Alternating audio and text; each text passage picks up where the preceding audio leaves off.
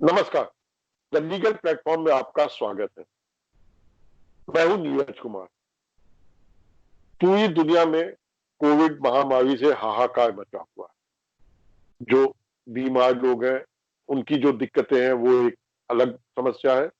इस पूरे उसमें एक दूसरी तरीके की जो समस्या देशों में पैदा हुई है वो है रोजी रोटी का संकट, कि आदमी कहां से कमाए, कैसे खाए। हिंदुस्तान में भी ये समस्या है और कई 12-15 करोड़ लोगों की, जैसे कि मीडिया में खबरें आ गई, 12-15 करोड़ की लोगों की नौकरियां चली गई हैं।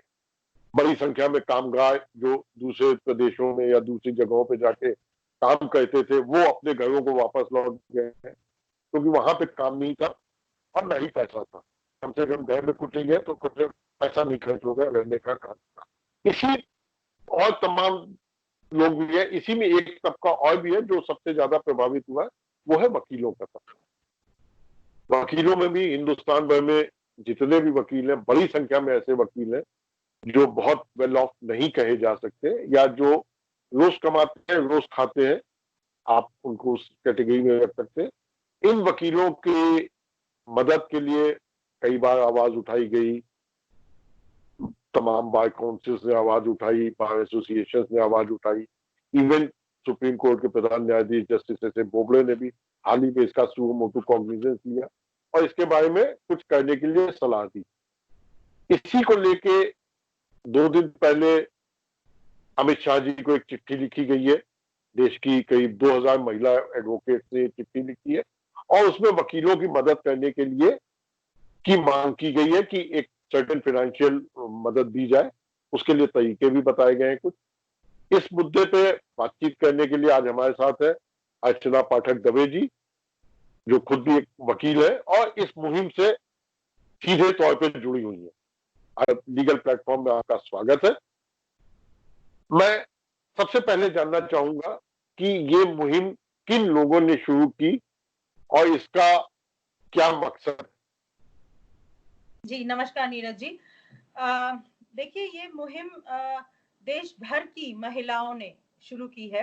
हमारा profession legal profession male dominated profession कहा जाता है, लेकिन इस बार और मुझे लगता है ये इस तरह की एक पहली मुहिम है इस बड़े स्तर पर, जब देश भर की, मैं कहूँ तो हमारे पास जो सिग्नेचर्स आए हैं वो लद्दाख, जम्मू कश्मीर, केरला, मेघालय, राजस्थान, अमूमन सभी स्टेट से, सभी यूनियन टेरिटरी से और करीबन 400 डिस्ट्रिक्ट्स जो हमारे इंडिया की हैं वहां से, और स्पेशली मुफस्सिल कोर्ट की जो अधिवक्ताएं हैं, लेडी एडवोकेट्स हैं, उनसे भी सिग्नेचर्स प्राप्त हुए हैं। तो ये एक मुहिम है जो महिलाओं ने ऐसा सोचा कि हमें भी आगे आना चाहिए पूरी लीगल फ्रेटर्निटी के लिए। ये हम केवल हमारी बात नहीं कर रहे हैं, लेकिन हम ये कह रहे हैं कि पूरे देश के अधिवक्ताओं को इस वक्त जरूरत है सहारे की, सहायता की। और इसमें हमने जो रिप्रेजेंटेशन दी है उसमें हमने 2 प्रेयर्स मेनली रखी हैं। पहला तो हमने कहा है कि लोन किसी तरह का दिया जाए अधिवक्ताओं को, क्योंकि सडनली ये जो कोविड का ऑनसेट हुआ, nobody was prepared for it. और अचानक से कुछ समय, करीब मैं कह सकती हूँ 2 महीने तक तो कामकाज बिल्कुल ठप रहा था, कोर्ट्स बिल्कुल बंद थी। लेकिन उसके बाद थोड़ी थोड़ी रिस्ट्रिक्टेड फंक्शनिंग शुरू हुई है कोर्ट्स की। वर्चुअल कोर्ट्स में की तरह से कोर्ट्स ने काम करना शुरू किया है।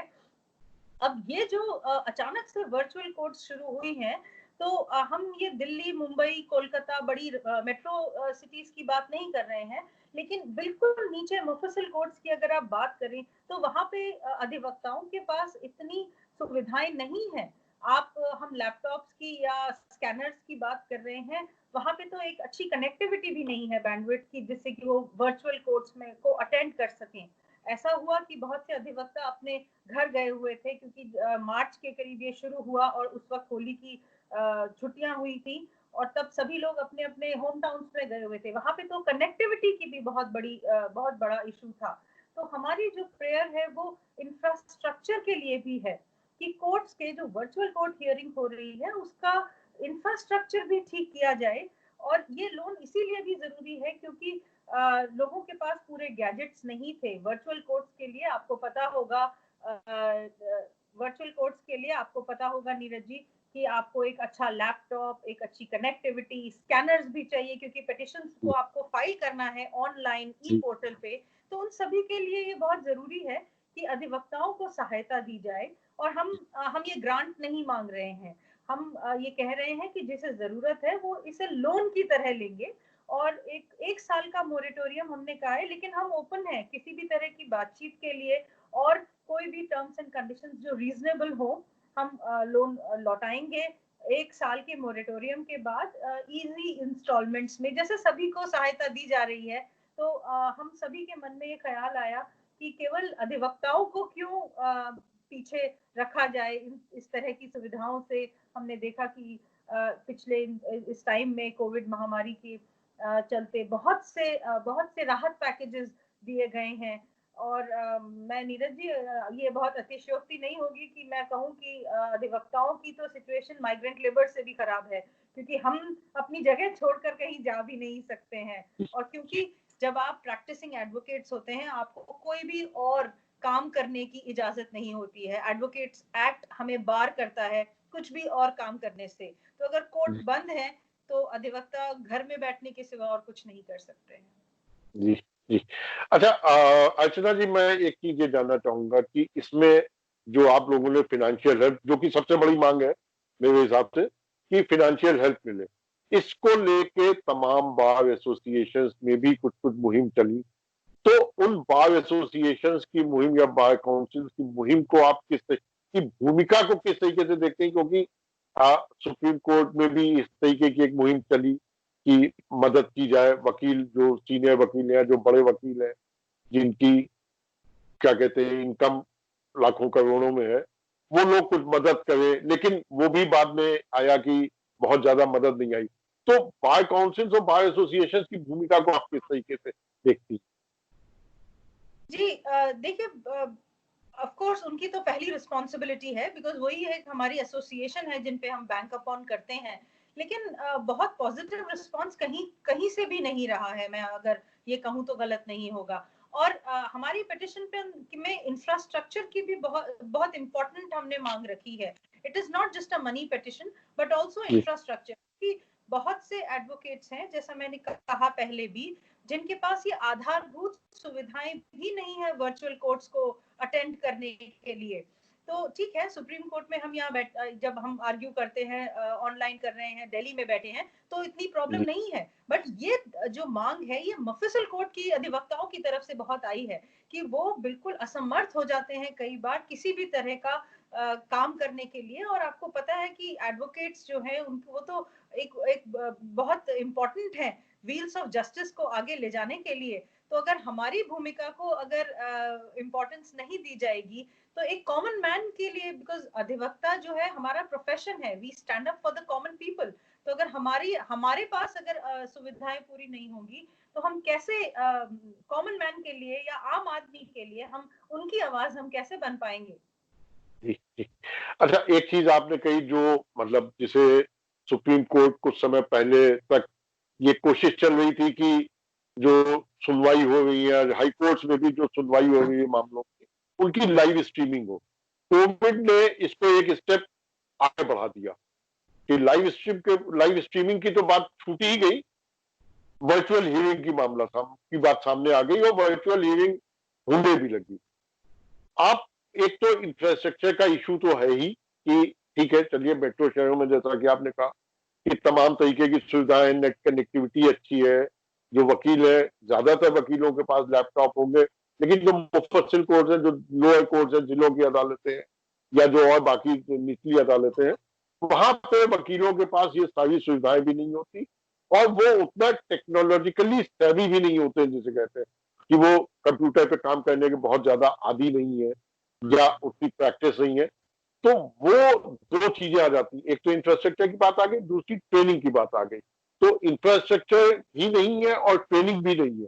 तो इन दोनों में आप कहां तक देखती हैं कि कितनी जल्दी चीजें होनी चाहिए, या किस तरीके से सरकार मदद करे, या जो अदालतें जैसे सुप्रीम कोर्ट है जो इस तरीके के डिसीजन ले सकता है कि हाँ इस तरीके के स्टेप आगे बढ़ाए जाए, उसमें आपको क्या लगता है कि कहां से पहल होनी चाहिए?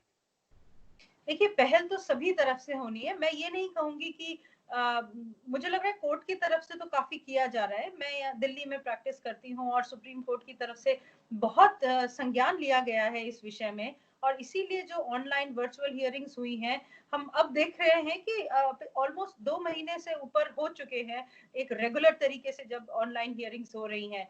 तो काफ़ी अधिवक्ता भी अपने आप ही सीख कुछ गड़बड़ी होती है, कभी आवाज नहीं आ रही है या कभी सुनता नहीं है, लेकिन धीरे धीरे करके हम सब लोग अब कह सकते हैं कि हम अटेंड कर पा रहे हैं हियरिंग्स। लेकिन ये बात अगेन मैं आपको बताऊंगी, ये बात केवल दिल्ली, कलकत्ता, बड़े मेट्रोस की नहीं है, छोटी जगहों पर, और कई इवन हाईकोर्ट्स ने भी कई जगह वर्चुअल हियरिंग्स शुरू की थी। उसके बाद वकीलों की बहुत मांग रही, क्योंकि हर कोई नहीं अटेंड कर पाता है।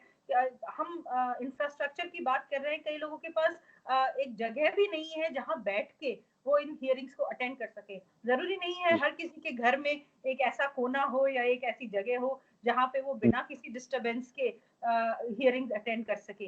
तो बार जी एसोसिएशंस, बार काउंसिल्स, इन सबको भी ये देखना चाहिए कि हर बार एसोसिएशन के ऑफिस में या हर कोर्ट के अंदर एक जगह ऐसी हो जहां पर एक कॉमन आदमी, एक कॉमन वकील, एक आम नागरिक भी जाकर, क्योंकि हमारे कोर्ट्स में तो पिटिशनर इन पर्सन भी होते हैं जो खुद ही अपनी बहस भी करते हैं, तो उनके जी लिए भी एक जगह हो जहां पे वो जाकर बैठकर अपना हियरिंग कंडक्ट कर सके। तो ये वकीलों के लिए भी, आम नागरिक के लिए भी, सभी के लिए इम्पोर्टेंट है ये जो आवाज उठाई है। और बार एसोसिएशंस, काउंसिल्स, बहुत सी और ऑर्गेनाइजेशंस भी हैं जिन्होंने इस तरह की आवाज उठाई है।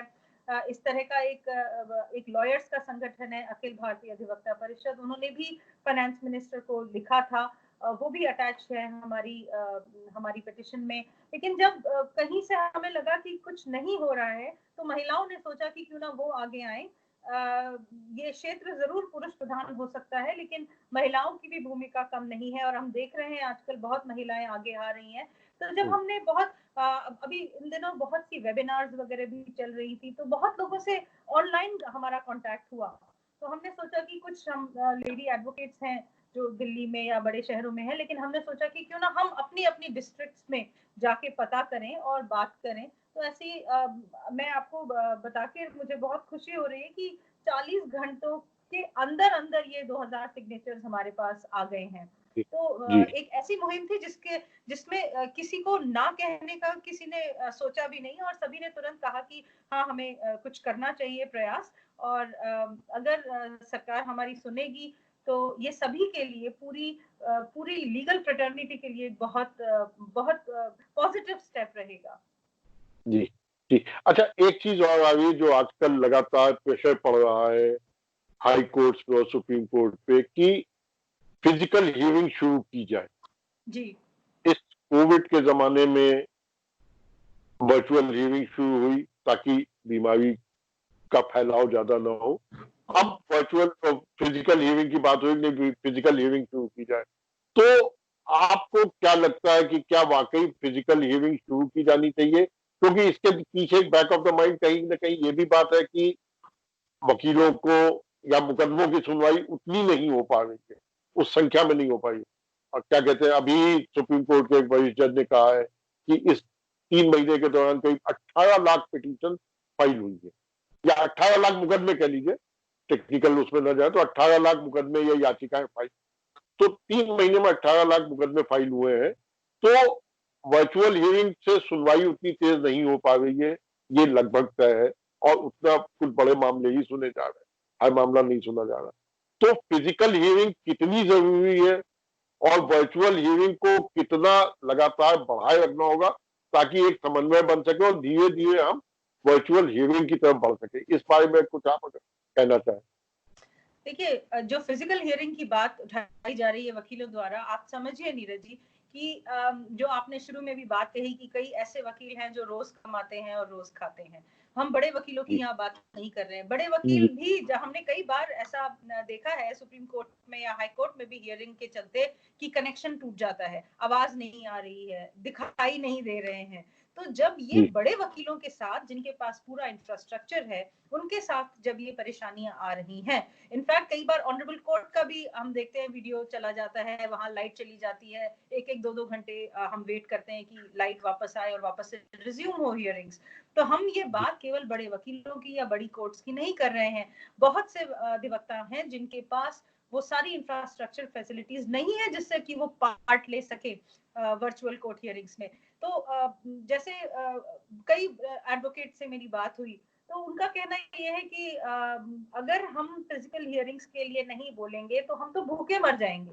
तो इस तरफ भी हमारे कुआं है और उस तरफ खाई है, तो इसीलिए ये कहा जा रहा है। मुझे लगता है कि थोड़ा जैसे जैसे जहां कंटेनमेंट जोन्स नहीं है या जहां पे ज्यादा फैला हुआ नहीं है, वहां पे और पूरे मेजर्स के साथ, सेफ्टी मेजर्स के साथ कोशिश की जा सकती है। बहुत सी चीजें हैं जिनको कोशिश के द्वारा हल किया जा सकता है, जैसे लिमिटेड नंबर ऑफ केसेस आप लगाएं, एक बार में जी कम लोगों को आप जाने दें अंदर हियरिंग के लिए, जिसका है वही जाए, और फिजिकल जी डिस्टेंसिंग का पूरा ध्यान रखा जाए, मास्क लगाए जाए, जी हाथों में ग्लव्स पहने जाएं, या जैसे भी आप कोशिश कर सकते हैं कि फैले ना। लेकिन कंप्लीटली नकार देना इसको, हमें लग रहा है ये कोविड तो जब तक वैक्सीन नहीं आएगा तब तक ये रहने वाला है, इसके साथ हमें थोड़ा जी जीना सीखना होगा। पूरी फैसिलिटीज, मतलब पूरी चीजों को हम ध्यान रखते हुए, फिजिकल डिस्टेंसिंग वगैरह ध्यान रखते हुए हम जाएं कोर्ट में, क्योंकि सभी लोग काम कर रहे हैं। आप देखिए गवर्नमेंट ऑफिसेज में भी वो भी खुल गए हैं, 1/3 से वो लोग भी काम कर रहे हैं। तो इसी तरह से कुछ अदालतों में भी किसी तरह से चीजें की जा सकती हैं। एक बैठ के अगर सब लोग डिसीजन ले तो मुझे लगता है बहुत मुश्किल नहीं है। बहुत से प्राइवेट ऑफिसेज भी हैं जो काम कर रहे हैं, उन्होंने अपना प्रॉपर एक एक एक डेटाबेस तैयार किया हुआ है कि कौन अंदर आ रहा है, कौन जा रहा है, सो दैट अगर कभी ऐसा हो कि कुछ केसेस आए भी तो आप उनकी चेन को भी ट्रेस कर सकें। तो इन सब चीजों के साथ अगर फिजिकल हियरिंग की बात वकील उठा रहे हैं, तो मुझे लगता है उस चीज को एटलीस्ट कंसिडर जरूर करना चाहिए। जी जी एक सवाल और, जी ये 2000 महिला वकीलों ने ये पिटीशन दी गृह मंत्री को, जिसपे उम्मीद है कि कुछ पॉजिटिव रिस्पांस आना चाहिए। सवाल ये है कि क्या महिला वकील, और जैसा कि आपने भी कहा, ये फैक्ट भी है कि पुरुष प्रधान क्षेत्र है वकालत का, पुरुष वकीलों की संख्या बहुत ज्यादा है, महिला वकीलों की संख्या धीरे धीरे बढ़ रही है लेकिन अभी भी काफी कम। तो जो प्रोफेशन है वकालत, उसमें अगर देखा जाए, तुलना की जाए पुरुष और महिला वकीलों, तो महिला वकीलों की दिक्कतें किस तरीके से पुरुष वकीलों से अलग? देखिए, ये आपने बहुत अच्छा सवाल किया, और मैं आपको बताना चाहूंगी कि मैं ये नहीं कह रही कि पुरुष वकीलों के सामने दिक्कतें कम हैं। हमारा प्रोफेशन ही ऐसा है जहाँ पे कंपटीशन बहुत ज्यादा है और आपको हर स्टेप पे अपने आप को प्रूव करना पड़ता है। लेकिन महिला जो अधिवक्ता हैं, उन्हें अपना घर का भी देखना होता है, उसके अलावा और भी जिम्मेदारियां उनके पास ज्यादा होती है। तो वो जिस तरह से आगे आती हैं, उनके सामने काम करने के लिए भी ज्यादा होता है, उनके ऊपर ज्यादा, जिसे मैं कहूंगी, रिस्पॉन्सिबिलिटीज ज्यादा होती हैं। लेकिन ऐसा नहीं है, महिलाएं अगर कुछ ठान लेती हैं तो वो जरूर कर लेती हैं। और हमारे प्रोफेशन में भी अब एक बहुत बड़ा चेंज आ रहा है। हम देख रहे हैं कि महिला अधिवक्ता बहुत ज्यादा संख्या में आगे आ रही हैं। वो हर तरह का चैलेंज उन्होंने स्वीकार किया है। और हमारे महिला जजों की अगर आप बात करें, तो जो मजिस्ट्रेट लेवल पे जो एंट्री होती है, जहाँ पे आपको एग्जाम पास करके आना होता है, आप देखेंगे कि पुरुषों से ज्यादा संख्या में महिला एग्जाम पास कर रही है जुडिशरी का और मजिस्ट्रेट्स बन रही हैं। ऐसा ही एडीजे लेवल पे भी हम देख रहे हैं। In fact high court, supreme court में भी, हालांकि नंबर अभी बहुत अच्छा नहीं है, लेकिन फिर भी हम देख रहे हैं कि पहले के मुकाबले अब जो है वो महिलाएं ज्यादा आगे आ रही हैं। और कहीं भी ऐसा नहीं लगता कि जब कोर्ट में खड़े होकर जब हम बहस करते हैं, तो ऐसा नहीं लगता कि हमारी बहस को हल्के में लिया जा रहा है या हमें ध्यान नहीं दिया जा रहा है। तो इवन जजेस की तरफ से बहुत अप्रिसिएशन आता है अगर कोई महिला अधिवक्ता अच्छा आर्ग्यू कर रही है और अच्छे से प्रेजेंट कर रही है। तो कहीं ना कहीं वो जो जेंडर बायस है वो थोड़ी थोड़ी, बड़े शहरों में तो मैं कह सकती हूँ कम हुई है, लेकिन अभी भी अगर आप ट्रायल कोर्ट्स की बात करें तो वहां पे सिचुएशन अभी बहुत अच्छी नहीं है। तो कोई भी चेंज जब आता है तो थोड़ा धीरे धीरे नीचे स्तर तक पहुंचता है। आई एम श्योर, मुझे पूरा विश्वास है कि अगर हम इसी तरह से मेहनत करते रहें, क्योंकि देखिए मेहनत का तो कोई तोड़ है नहीं, तो अगर महिला अधिवक्ता मेहनत करते रहें, हम ये नहीं कह रहे हमें किसी तरह का कोई एक्स्ट्रा कंसेशन आप दीजिए, लेकिन आप देखिए कि अगर कोई महिला अधिवक्ता आ रही है काम करने के लिए बाहर, तो उसे थोड़ा सा प्रोत्साहन, थोड़ा सा उत्साह अगर उसका वर्धन किया जाए, तो डेफिनेटली वो अच्छा काम कर सकती हैं और दिखा भी रही हैं करके। हमारे पास बहुत एग्जांपल्स है ऐसे, जो कि महिला अधिवक्ता अच्छा, बहुत अच्छे लेवल पर भी पहुंच चुकी है। जी, एक आखिरी सवाल अर्चना जी, कि एक चीज है इस पूरे कोविड के दौरान जो एक नई बीमारी, तो नई नहीं है, लेकिन वो जो काफी केसेस सुनने को मिले हैं, वो डिप्रेशन के केसेस हैं। और ये उसकी बहुत बड़ी साफ सी वजह है कि भाई नौकरी नहीं है, पैसा नहीं है, कैसे खाएं, कैसे कमाएं, कैसे कमाएं, कैसे खाएं, कहां से कमाएं और क्या खाएं, ये बहुत बड़ी वजह है उसकी। क्या आप जो 2000 जो पिटीशन है या जो देश भर की महिलाएं, क्या आप लोगों ने कुछ इस तरीके की स्टडी करने की कोशिश की है या की है कि क्या महिलाओं में चूंकि जिम्मेदारियां ज्यादा है और दूसरी तरीके की जिम्मेदारियां भी है, परिवार की जिम्मेदारी, उसमें सारी चीजें शामिल है, चाहे वो रिश्ते निभाने वाली बात हो, चाहे बेटा बेटी के साथ रिलेशन हो, पति के साथ हो, तो वो सारी चीजें, घर में बैठे हैं सब लोग। तो क्या इस तरीके का कोई आप लोगों ने अध्ययन किया है कि डिप्रेशन के मामले वकीलों में, दोनों तरह, मतलब पुरुष और महिलाओं में कुछ है, ज्यादा है, बढ़े हैं या सामने आए हैं, और क्या उसके लिए क्या होना चाहिए, कुछ आप सुझाना चाहेंगी?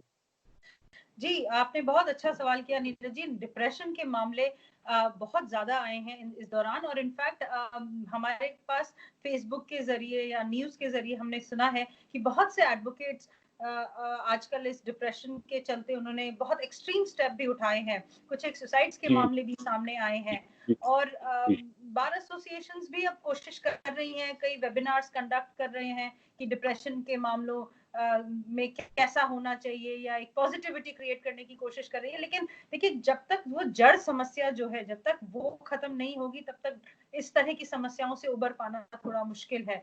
लेकिन बिल्कुल ठीक आप बात कह रहे हैं, ये केवल महिलाओं में नहीं, ये सभी के अंदर, और अधिवक्ता नहीं, सभी के अंदर अभी इस वक्त, क्योंकि सिचुएशन ही ऐसी चल रही है। लेकिन हम लोग भी कोशिश कर रहे हैं बात करने की, या अगर हमारे पास किसी तरह का ऐसा कुछ वाकया हमें पता पड़ता है, तो हम कोशिश करते हैं उनसे बात करने की। कि डिप्रेशन में देखिए, सबसे इम्पोर्टेंट चीज ये है कि डिप्रेशन आदमी को तब आता है जब वो बात नहीं कर पाता खुल के, या अपनी समस्या खुल के बता नहीं पाता। तो ये जो मुहिम है, ये इसीलिए भी है कि हमें लगा कि ये बहुत बड़ी समस्या है, और इसीलिए हमने सोचा कि हम इसके बारे में लिखें, हम बात करें। तो कुछ हम ये नहीं चाहते कि हमारे अंदर अगर किसी तरह की कोई कोई विचार उत्पन्न हुआ है, जिससे हम देख रहे हैं कि अब तो हमारी जो सिग्नेचर कैंपेन है 2000 से कहीं आगे पहुंच गई है, 2500 से भी जी ऊपर शायद सिग्नेचर्स आ गए हैं। तो सभी लोगों के मन में जो एक बात आ रही है, हम उसे सरकार तक पहुंचाएं, ताकि हम जो बात कहना चाह रहे हैं वो सुने और उसके ऊपर वो एक्ट करें। तो मेरी जी सबसे यही गुजारिश है कि हमारे कॉज में हमारे साथ आए। मीडिया से भी हमारा यही हमारी रिक्वेस्ट है कि वो हमारी बात को आगे पहुंचाएं, ताकि इस प्रॉब्लम के ऊपर भी सरकार का ध्यान हम दिला सकें। हम लोगों के ऊपर भी, पूरे अधिवक्ता समाज के ऊपर भी इस वक्त बहुत बड़ा संकट आया हुआ है, आर्थिक तंगी का संकट है। अपना कैसे रोजी रोटी का जुगाड़ करें, बहुत अधिवक्ता है जिनके ऊपर ये संकट है। तो इसके लिए हमने ये गुहार लगाई है माननीय गृह मंत्री जी के को, और हमें उम्मीद है कि जरूर कुछ ना कुछ उसके ऊपर ध्यान दिया जाएगा। जी जी अर्चना पाठक दवे जी, द लीगल प्लेटफॉर्म से बात करने के लिए आपका बहुत बहुत शुक्रिया।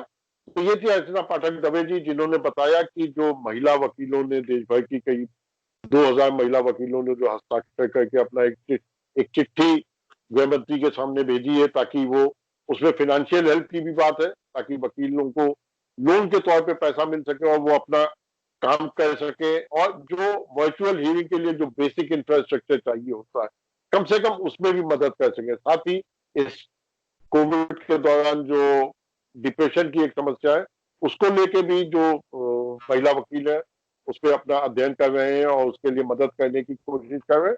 अर्चना पाठक जी, हमसे बात करने के लिए बहुत बहुत शुक्रिया। धन्यवाद नीरज, थैंक यू।